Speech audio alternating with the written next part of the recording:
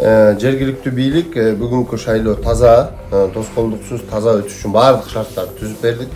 Бул ар бир чыккан партияларга, ар бир чыккан кандидаттарга бирдей шарттар түзүлдү. Эгерде кандайдыр бир туура эмес, бир мыйзамга дал келбеген иштерди алып бара турган болсо, баардыгын дароо күч органдарын өткөзүп, иликтөөгө жөнөтүп аттык. Шайлоо участкаларында баардык шарттар түзүлгөн. То есть эч кандай тоскоолдук жок. Эл келип бүгүн добуш гана бериш керек.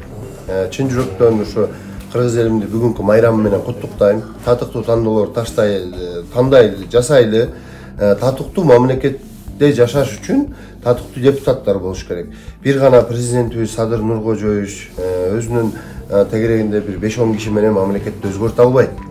Жалгыз дарак бак болбойт деген кыргызда улуу сөз бар.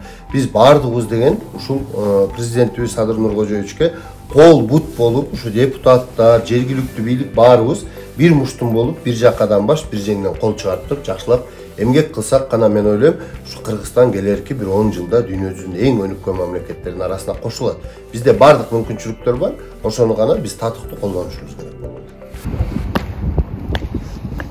Жолдош Кыргыз Республикасынын президентинин Талас облусундагы ыйгарым өкүлү, Талас облусунун аймагындагы Кыргыз Республикасынын жергиликтүү кеңешинин депутаттарын шайлоосу боюнча коомдук саясий абал туруктуу жана көзөмөлдө баяндаган милиция полковник Ибраимов эркин тур.